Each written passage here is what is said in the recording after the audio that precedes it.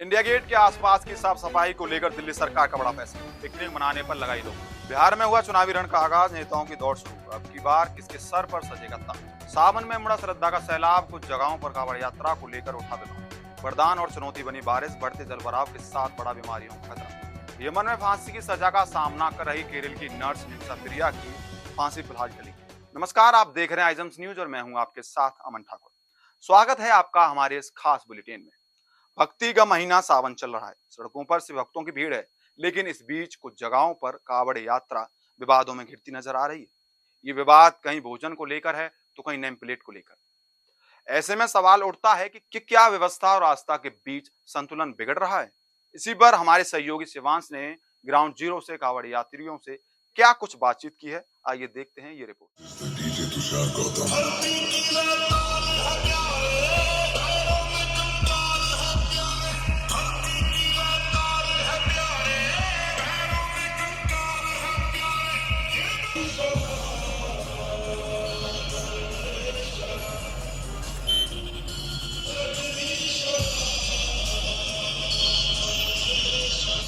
शिव नाम की महिमा बड़ी, बोले बिन न काज, कावड़ लाए गंगा जल, करें शिव का साज। उत्तर प्रदेश में कावड़ यात्रा एक बार फिर से सुर्खियों में है। उत्तर प्रदेश सरकार का पहले कावड़ वाले बोर्ड पे विपक्ष ने कई सारे सवाल खड़े किए। साथ ही सुप्रीम कोर्ट ने भी इस पर सवाल किया कि क्या ये धार्मिक भेदभाव नहीं है। इस पर उत्तर प्रदेश सरकार का साफ कहना है कि यह आस्था का सम्मान है, न कि कोई धार्मिक भेदभाव। साथ ही कई असामाजिक तत्वों ने कावड़ यात्रा को बदनाम किया। साथ ही पुलिस वालों से झड़प की और दुकानों में तोड़फोड़ की, जिससे ये एक कावड़ यात्रा को बदनाम करने की कोशिश की जा रही है। तो बड़ा सवाल ये है कि क्या कावड़ यात्रा अब आस्था का विषय ना होकर के दिखावा बनती जा रही है? आइए कुछ लोगों से बात करते हैं। आपको क्या लगता है, कावड़ यात्रा पे सरकार की और भी सख्ती होनी चाहिए ताकि किसी को अव्यवस्था ना हो? देखिए, मेरे तो ये जो हमारा सावन का कांवड़ का पर्व है, मैं तो यही कहूँगा कि जो ये कांवड़िया इस तरह की करते हैं, उनको सरकार और शासन प्रशासन स्तर पर उनके खिलाफ कड़ी कार्रवाई होनी चाहिए। इस पे जो सुप्रीम कोर्ट की दखलंदाजी और विपक्ष के सवाल खड़े हो रहे हैं, उस पर क्या कहेंगे? मैं तो एक बात यही कहूँगा कि देखो, विपक्ष तो होता है हर काम को करने में अपनी अड़चन लगाएगा, वो तो कोई ना कोई। अब रहता है सुप्रीम कोर्ट का। सुप्रीम कोर्ट के लिए तो मैं यही कहूँगा कि सुप्रीम कोर्ट का इसमें कोई इंटरफेरेंस नहीं होना चाहिए। क्योंकि ये हमारे राज्य सरकार की बात है। आपको क्या लगता है, कांवड़िया पहले जैसा बोर्ड भेदभाव फैलाता है या नहीं? कांवड़िया पहले जैसा भेदभाव नहीं फैलाता है। जैसा कि आप कह रहे हैं कि पहले ये सब नहीं था, अब एकदम कैसे आया। तो मैं इस पर भी एक बात कहूँगा कि पहले जो है ना, इतने भोले कांवड़िया या इतनी धार्मिक आस्था नहीं आई थी। अब कम से कम कई करोड़ लोगों ने हरिद्वार से, गोमुख से कांवड़ उठाई है, और उसकी आस्था के साथ साथ वो पग चलते आ रहे हैं। हम लोग भी यहाँ पर 14 साल से शिविर लगा रहे हैं। क्या नाम है आपका? विपिन। कब से कांवड़ ले जा रहे हैं? 8 साल। 8 साल से। तो इन 8 सालों में आपने कुछ बदलाव देखे? हाँ, इस बार बहुत अच्छा है। इस बार बहुत अच्छा है। क्या क्या सुविधाएं हैं? इस बार ये है कि हर जगह लगाए गए हैं। यहाँ पे हर 5 किलोमीटर 10 किलोमीटर पे सेवाएं हैं, नहाने की, खाने की, पीने की हर व्यवस्था है। सारी व्यवस्थाएं काम करा है इस बार। उत्तर प्रदेश सरकार का कावड़ पहले जैसा बोर्ड भेदभाव फैलाता है या नहीं? नहीं, इस पे सुप्रीम कोर्ट और विपक्ष क्यों सवाल खड़े कर रहे हैं? ये तो उनकी सोच है। नहीं, बहुत बढ़िया काम कर रहे हैं योगी जी, बहुत बढ़िया। बहुत बढ़िया। ये तो अब से 35 साल पहले कांवड़ लेके आ चुके हैं। एक बार नहीं, 10-10 बार लेके आए लगातार। 39 साल पहले 39 साल पहले। तो इस बार से और इस बार में और उस बार में कोई फर्क दिख रहा है? नहीं, कांवरिया बढ़िया कलश वाली ज्यादा आ रही है, बस ये फर्क दिख रहा है। नहीं, व्यवस्थाओं में, सुविधाओं व्यवस्था में तो बता रहे हैं सब बहुत बढ़िया व्यवस्था है। बहुत बढ़िया। हाँ, ये जितने कांवरिया बोल रहे हैं, हम तो यहाँ सेवा ही कर रहे हैं, पर कांवरिया सब कह रहे हैं बहुत अच्छी व्यवस्था है यूपी में। तो विपक्ष का कहना है कि आप ये सरकार जो है, उत्तर प्रदेश सरकार वोट बैंक साध रही है, ना कि अच्छे से काम कर रही है। नहीं, विपक्ष का काम है। क्या 10 साल से थोड़ी चल रहा है, ये तो पता नहीं कितने सदियों से परंपरा चल रही है। पहले ऐसा नहीं होता था ना, इतने बड़े तौर पे। हमेशा ऐसे होता है। 15 साल से तो हम यहाँ पे 15 साल से तो हम ही अपनी जगह पर यहाँ ये सेवा दे रहे हैं। तो जैसा कि आपने देखा कि 2025 कांवड़ यात्रा को लेकर के विपक्ष के जो भी सवाल खड़े हो रहे हैं वो यहाँ के लोगों के द्वारा कहना है कि वो एकदम बेबुनियाद हैं। कांवड़िया बहुत प्रसन्न हैं, उत्तर प्रदेश सरकार जो भी व्यवस्थाएं दे रही है उसका अच्छे से लाभ उठा रहे हैं। यहाँ कुछ कांवड़ियों का कहना है कि हर 5 किलोमीटर 8 किलोमीटर की दूरी पे एक कांवड़ कैंप है जिससे उनको खाने की, पीने की, नहाने की, विश्राम करने की और यहाँ तक कि मेडिकल ट्रीटमेंट भी दी जा रही है। बाकी चीज़ों की सुविधाएं, भोजन की भी अच्छी व्यवस्थाएं दी जा रही हैं। सभी लोग संतुष्ट हैं। तो जो भी सवालें सरकार या फिर विपक्ष उठा रही है सरकार पर, ये बिल्कुल बेबुनियाद है, ऐसा लोगों का कहना है। कैमरा पर्सन अभिनव भारत के साथ मैं शिवांश मिश्रा, नोएडा, दिल्ली। इसके साथ अहमदाबाद प्लेन हादसे से जुड़ी एक अहम खबर आ रही है, जहां बोइंग विमानों में फ्यूल स्विच की जांच पूरी हो चुकी है, लेकिन इसमें कोई गड़बड़ी नहीं मिली है। यह जांच FAA और DGCA के निर्देश पर की गई थी। अगर आप इंडिया गेट के पास जाकर पिकनिक मनाना चाहते हैं तो सावधान हो जाइए, क्योंकि इस पर सरकार ने पूरी तरह रोक लगा दी है। अब आप इंडिया गेट के पास जाकर पिकनिक नहीं मना सकते। इसी को लेकर हमारी संवाददाता शबाना खान इंडिया गेट से हमारे साथ जुड़ चुकी हैं। आइए जानते हैं लोगों का इस फैसले पर क्या कहना है। शबाना, इस फैसले पर लोगों का क्या कहना है, क्योंकि सरकार ने इंडिया गेट के आसपास खाने पीने और पिकनिक पर पूरी तरह प्रतिबंध लगा दिया है। जी अमन, अभी मैं इस वक्त दिल्ली के इंडिया गेट पे खड़ी हूँ और मैं कैमरा पर्सन से कहना चाहूँगी कि वो मेरे पीछे का नज़ारा दिखाए कि कोई भी व्यक्ति यहाँ पर चादर बिछाकर बैठा हुआ नज़र नहीं आ रहा है। मेरे साथ कुछ लोग भी खड़े हैं, आइए इनसे जानते हैं। सरकार ने जो ये फैसला लिया है कि पिकनिक नहीं मनाने का, यहाँ पे बैन कर दिया पिकनिक, तो आप इससे सहमत हैं? जी बिल्कुल, बहुत अच्छी बात है क्योंकि उस साइड में काफ़ी सारी चीज़ें ऐसी है जो ऐतिहासिक चीज़ें हैं। तो वहाँ पे क्या होता है कि क्राउड अगर ज़्यादा हो जाएगा तो उस वजह से क्या होगा, वहाँ पे गंदगी ज़्यादा हो सकती है। तो बैठने के लिए पर्यटक अगर बैठना चाहे या आराम करना चाहे, या कुछ लोग होते हैं जो बैठना चाहते हैं, तो उसके लिए यहाँ पे आसपास में जो है ग्राउंड दे रखा है कि वहाँ पे आप बैठ सकते हो और आराम कर सकते हो। आप कब से आते हैं यहाँ पे? हो गया, मैं तो 1 साल हो गया। 1 साल हो गया। और कहाँ के रहने वाले हैं? मैं यूपी गोरखपुर। हाँ। तो आपको क्या लगता है, सरकार ने ये फैसला लिया है, आप इससे संतुष्ट हैं? हाँ, बिल्कुल सही लिया है। यहाँ पे क्राउड भी बहुत कम है और उसके बाद जो भी गंदगी वगैरह है बहुत कम हो जाएगी ना इससे। यहाँ पे खा के वैसे ही कूड़ा फेंक के चले जाते हैं, तो इससे बहुत ही बेहतर है। आप कहाँ के रहने वाले हैं? मैं तो बिहार से हूँ। बिहार से हैं। और कितने सालों से यहाँ आते हैं? यहाँ करीब 1 साल से आता हूँ यहाँ पे। आपको क्या लग रहा है कि सरकार ने ये पिकनिक बैन कर दिया, तो ये फैसला सही लिया? पिकनिक देखो बैंड हुआ ही नहीं एक्चुअली में, है ना। यहाँ पे क्या है ना, यहाँ पे 3-4 पार्क है यहाँ पे, है ना। तो नियरेस्ट जो इंडिया गेट के पास है वहाँ पे सिर्फ मना किया गया है कि आप यहाँ पे कुछ गंद ना फैलाओ, और बाकी पार्क 3 है, 2 है, उधर आप बैठ सकते हो, आराम से खा सकते हो, जो करना है आप कर सकते हो खुलिया में। कोई ऐसा ये है नहीं कि बैंड हो गया आप वहाँ जा नहीं सकते हो, आपको कोई पिकनिक नहीं मना सकता है वहाँ पे। तो आपका बहुत बहुत शुक्रिया। तो दर्शकों, जैसा कि लोगों ने बताया कि लोग इस फैसले से संतुष्ट हैं। लोगों का कहना है कि यहाँ पे बहुत लोग गंदगी करते हैं आके, तो सरकार ने जो भी फैसला लिया है सही लिया है। अब देखना यह होगा कि ये फैसला हमेशा के लिए कायम रहेगा या कुछ समय बाद हट जाएगा। मैं शबाना खान, दिल्ली आइजम्स के लिए। बिहार एक बार फिर से सियासी सुर्खियों में है। बिहार विधानसभा चुनाव की तैयारी जोरों से हो रही है, जहां वोटर लिस्ट संशोधन को लेकर बवाल मचा हुआ है। विपक्ष इसे चुनाव चुराने की साजिश बता रहा है, जबकि चुनाव आयोग इसे वैधानिक प्रक्रिया कह रहा है।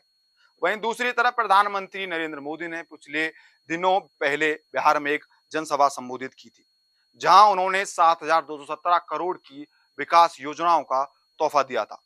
अब सवाल यह है कि क्या फिर से वही चेहरे आएंगे या बदलेगा बिहार का सियासी नक्शा। देखिए हमारे सहयोगी अभिनव की ये खास रिपोर्ट। बिहार में 2025 के विधानसभा चुनाव को लेकर एक बार फिर सत्ता गर्मा गई है। विधानसभा चुनाव को लेकर हर राजनीतिक पार्टी अपने कुछ खास मुद्दों के साथ पूरी तैयारी में जुट गई है। एनडीए की तरफ से प्रधानमंत्री मोदी ने 18 जुलाई को बिहार के मोतिहारी में 7,217 करोड़ की परियोजनाएं लागू की। साथ ही केंद्र एवं राज्य सरकार की योजनाओं को गिनाया। बीजेपी इस बार विकास और राष्ट्रवाद के साथ साथ जाति समीकरण पर भी जोर दे रही है। हाल में प्रधानमंत्री मोदी ने जिस तरह से मोतिहारी की जमीन से ऐलान किया कि मोतिहारी को मुंबई जैसा बना दिया जाएगा और जो गया है उनमें गुरुग्राम जैसे अवसर पैदा होंगे, तो कहीं न कहीं एक लाभार्थी वर्ग या जो सपने दिखाए जा रहे हैं बिहार के लोगों को, उनके जरिए एक बड़ा वोट बैंक अपनी ओर खींचने की कोशिश हो रही है। मुख्यमंत्री नीतीश कुमार जेडीयू की तरफ से एनडीए के साथ चुनाव लड़ रहे हैं, लेकिन एनडीए गठबंधन में लोक जनशक्ति पार्टी को लेकर कहीं ना कहीं सीटों के बंटवारे पर असहमति दिखाई पड़ रही है।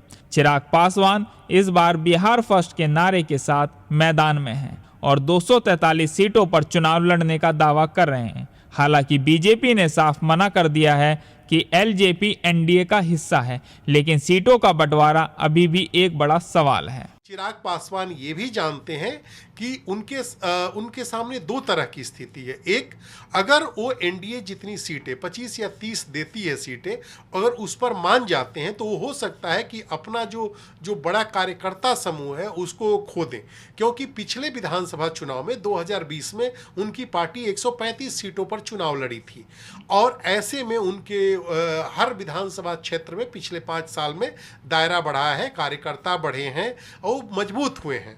तो अपने कार्यकर्ताओं को खुश रखने के लिए और कार्यकर्ताओं को जोड़े रखने के लिए उनके लिए ज़्यादा से ज़्यादा सीटों पर उम्मीदवार उतारना उनकी मजबूरी है और उनकी ज़रूरत भी है, लेकिन स्ट्राइक रेट बेहतर हो इसके लिए उन्हें एक सम्मानजनक समझौते की ओर बढ़ना भी उनके सामने एक विकल्प है। इंडिया गठबंधन की तरफ से तेजस्वी यादव रोजगार और शिक्षा का मुद्दा बनाकर सत्ता में वापसी करना चाह रहे हैं। वहीं विपक्ष की नई पार्टी जन स्वराज पार्टी के अध्यक्ष प्रशांत किशोर ने भी शिक्षा का एक बड़ा मुद्दा बनाया है और साथ ही उन्होंने कहा है कि इस बार वोट अपने बच्चों का चेहरा देखकर देना। बिहार के लिए बहुत ही चुनौती का वक्त है। देखिए, बिहार के लोगों को कहा जाता है कि वो पॉलिटिकली बड़े अवेयर होते हैं, लेकिन ये भी माना जाता है कि उन्होंने हमेशा से शिक्षा को उतनी प्राथमिकता अपने चुनावों में नहीं दी जितनी देनी चाहिए थी। इसी वजह से बिहार पिछड़ा रह गया। ऐसे में कोशिश जरूर कर रहे हैं जन स्वराज पार्टी से प्रशांत किशोर।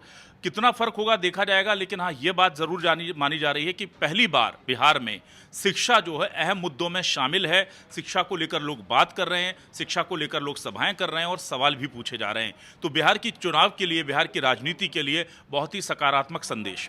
इस बार बिहार विधानसभा में एनडीए गठबंधन धर्म जाति के साथ साथ कई करोड़ की परियोजनाएं, डबल इंजन की सरकार के मुद्दे के साथ चुनावी मैदान में है। वहीं दूसरी तरफ इंडिया गठबंधन भी शिक्षा, रोजगार और कानून व्यवस्था के साथ चुनावी मुद्दे में है। अब देखना है कि बिहार की जनता डबल इंजन की सरकार को चुनती है या बदलाव लाती है। फिलहाल बिहार की राजनीति से जुड़ी एक बड़ी खबर आ रही है, जहां नीतीश सरकार ने एक बड़ा फैसला लिया है। अब बिहार में मिलेगी 125 यूनिट बिजली मुफ्त। बारिश हमारे लिए काफी जरूरी होती है। कुछ फसलें तो बारिश पर ही निर्भर होती हैं, लेकिन कई जगह पर इसका बुरा असर होता है। कहीं जल भराव तो कहीं बाढ़ जैसी बड़ी समस्या इससे पैदा होती है। लेकिन क्या आपको पता है कि यही बारिश बीमारियों का भी कारण बन सकती है? इससे कैसे सावधान रहना चाहिए, इसी को जानने के लिए देखिए हमारी संवाददाता श्रेया ठाकुर की ये खास रिपोर्ट। बारिश का मौसम शुरू हो चुका है, खेतों में हरियाली लौट आई है, तो शहरों की भीगी सड़कों पर जिंदगियां दौड़ रही हैं। लेकिन ये वही मॉनसून है जो राहत भी देता है और बीमारियों की आहट भी लाता है। लेकिन ऐसे में सवाल ये है कि क्या हम इस मौसम के लिए तैयार हैं?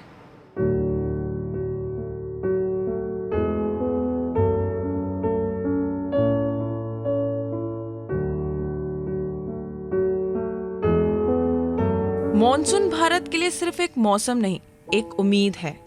ये वो बारिश है जो फसलों की प्यास बुझाती है, जल संकट से राहत देती है और गर्मी से जूझते लोगों को ठंडक पहुंचाती है। लेकिन यही बारिश जब गंदगी, जल भराव और मौसम में अचानक बदलाव लाती है, तो साथ में लाती है बुखार, खांसी, सर्दी, जुकाम, वायरल और पेट की बीमारियां। लोग बाहर की चीजें खाते हैं, आइसक्रीम, ठंडे ड्रिंक्स और एसी में सोने की आदतें संक्रमण को और बढ़ावा देती हैं।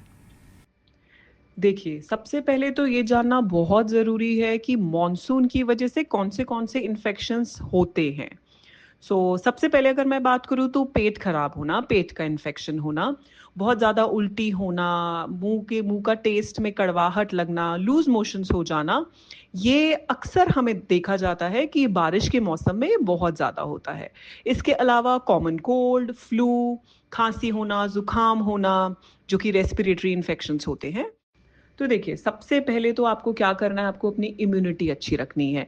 ऑलमोस्ट सारे इन्फेक्शंस इम्यूनिटी की वजह से हमारे बहुत ज़्यादा चांसेस होते हैं बढ़ने के। तो आप इम्यूनिटी के लिए आप क्या कर सकते हैं, अपनी डाइट अच्छी रखिए, अपनी हाइड्रेशन अच्छा रखिए, पानी ज़्यादा मात्रा में पिए और जो पानी पी रहे हैं वो अच्छे से बॉईल करके पीजिए। जो खाना खा रहे हैं उनको सब्जियों को बहुत अच्छे से धो के खाइए, अच्छे से पका के खाइए। बहुत ज़्यादा स्पाइसी, बहुत ज़्यादा ऑयली खाना, बाहर का जंक फूड अवॉइड कीजिए। सीजनल फ्रूट्स ज़्यादा प्रेफर कीजिए, फलों को भी अच्छे से धो के ही कंज्यूम करें। मॉनसून का मौसम जितना सुकून देता है उतना ही संक्रमण का खतरा भी बढ़ा देता है और ऐसे में डॉक्टर की सलाह मानना बेहद जरूरी हो जाता है। चलिए सीधा चलते हैं डॉक्टर के पास।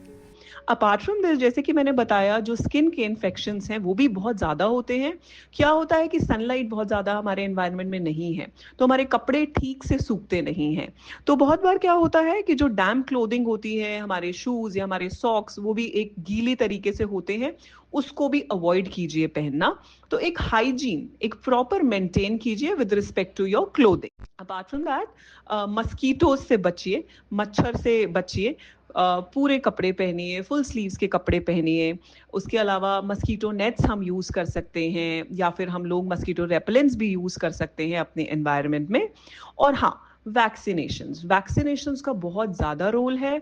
कोशिश कीजिए कि आप अपने आप को जो टेम्परेचर एंड जो हमारे प्रॉपर सीजनल फ्लू वैक्सीन्स होती हैं उसको भी प्रॉपरली लेके अपने आप को इम्यूनाइज्ड रखें, जिससे आपकी बॉडी की इम्यूनिटी एट पार रहे, सो दैट जो हमारे टेम्परेचर वेरिएशंस हैं, जो कि हमारे वेदर वेरिएशंस हैं, उससे हमारी बॉडी को बहुत ज़्यादा फर्क नहीं पड़े। और last but not the least, अच्छा सोचिए अपने बारे में, अपनी बॉडी के बारे में, अपनी लाइफ के बारे में, अपनी मेंटल हेल्थ को बहुत अच्छे से रखिए। ये कुछ टिप्स हैं जो मुझे लगता है बहुत अच्छे से काम कर सकते हैं और हमें जो मॉनसून बेस्ड इन्फेक्शंस हैं उनसे प्रिवेंट कर सकते हैं। मॉनसून अपने साथ बरकत भी लाता है और खतरे भी लाता है। फर्क बस इस बात का है कि हम इसे कैसे संभालते हैं। साफ सफाई, जागरूकता, सतर्कता ही हमें बचा सकती है बस इस बीमारी से। कैमरा पर्सन शिवांश के साथ मैं श्रेया ठाकुर, आइजम्स नोएडा से। फिलहाल के लिए इस बुलेटिन में बस इतना ही। आप देखते रहिए आइजम्स न्यूज। तब तक के लिए धन्यवाद।